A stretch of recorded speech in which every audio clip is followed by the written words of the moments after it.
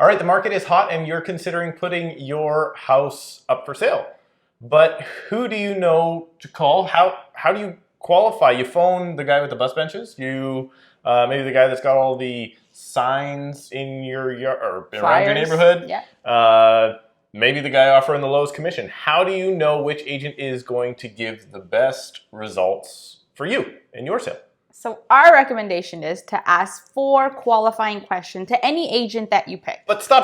It's August. It's the Surrey report. Oh, sorry. Here are the stats.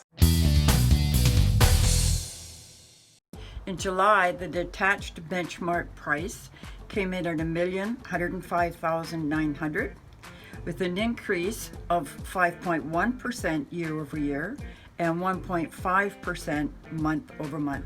In townhouses, the benchmark price is just over $586. That's a 3.7% increase since the same time last year and 0.5% since last month.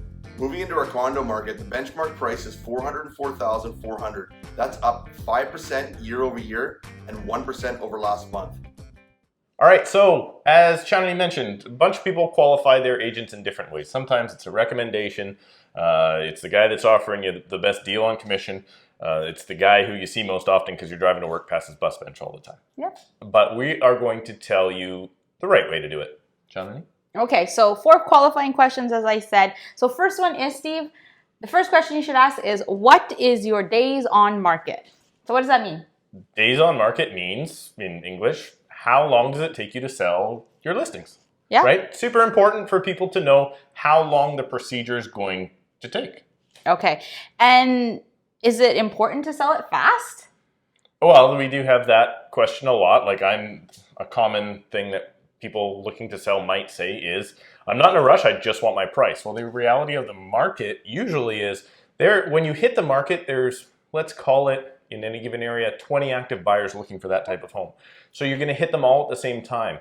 Your sale will always, not always, most of the time, be the highest dollar in the first 2 weeks. So yes, you want a fast sale. Now you can find out what your D.O.M is, or days on market is, for your area by ideally asking your agent. Or in our area, you can go to the Fraser Valley board and check out the stats and find out how long the average agent takes to sell a home. That being said, hire someone with a faster D.O.M or a smaller number, and you'll probably get better results with less headache. Often more money in your pocket? Often more money in your pocket. Just last night, first day on the market, 4 offers, many tens of thousands over the asking price. It happens quick. Your best sales, the reason D.O.M being longer is bad is you'll start to get those low ball offers the longer you're on the market. Yep. What percentage of your listings actually sell? Would be our second question, Question right? number 2, what percentage? That means if you take 10 listings, how many of them do you actually sell? Most people are shocked to find out that not everything sells. Really? In our market, it's something like 50% most years. And even in 2016, when it was crazy, it was 72, 73%. Yeah. So ask them how many of their listings they sell. Now, watch this, though. This is a careful little caveat to this. The board, when you go look at those stats, and you can find out what the average guy's doing, the board will put up all of the listings and all of the sales and then give you a percentage.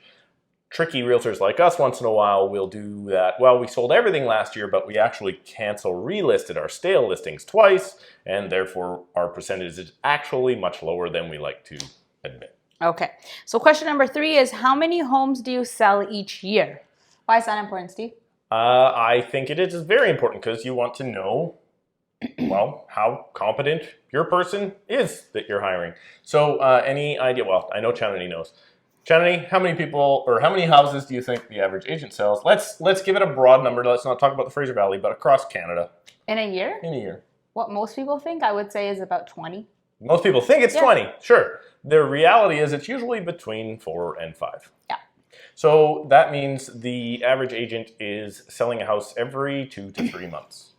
And if it was me hiring somebody, I would want somebody that's in the market and more active more often. The market can shift very quickly. Yeah. Therefore, if you're working with an agent who hasn't sold a house for 3 months, 6 months, you may end up in a spot where they don't know Where the market where is. the market is, how fast it's moving. Last night we had somebody who made a comment about where the market was, and let me tell you, it wasn't there because we had multiple offers and, as I said, many tens of thousands above asking price. Yep. Really, really important. But on the other side of that, you may not just want to pick the guy with the highest number either, because Chandani brought up this point.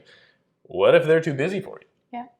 If you just pick the guy selling all the houses, you might sign the listing and forget about who you are. So you have to pick someone that sells the right amount of houses for your desire. If you just want to talk to that person and they're going to be at your beck and call, sure, hire the guy that sells one house every year because they're not doing anything else.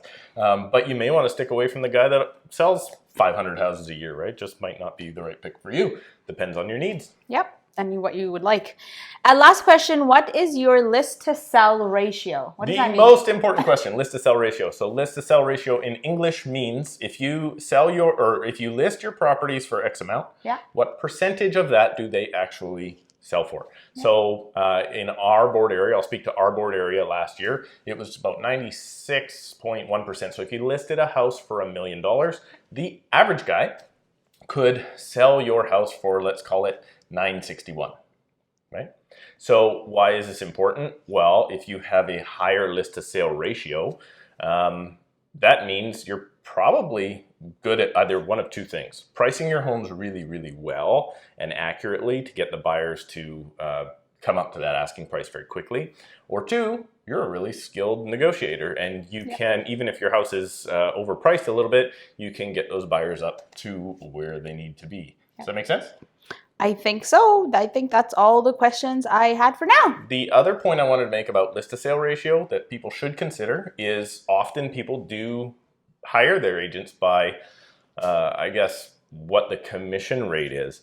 And you have to adjust whatever break you're going to get in commission from your agent by the amount of their list to sale ratio. For instance, if they're going to give you 1% off their fee and the other guy you're interviewing negotiates 2.5% higher, it just costs you 1.5% to go with the cheaper guy. And that would be net in your pocket. On $1 million in our neck of the woods, you're talking a lot of dough.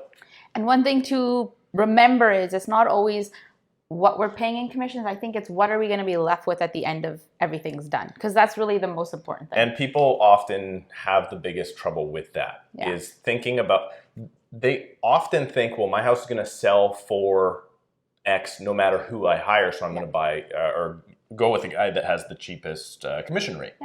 And I understand that that's the case, but if you ask them their list to sale ratio percentage, first of all, if they can't answer you, out the door. But when they do answer you, if you pick the guy with the higher percentage, you have a higher likelihood of actually selling for more. So it may pay you more to pay him more.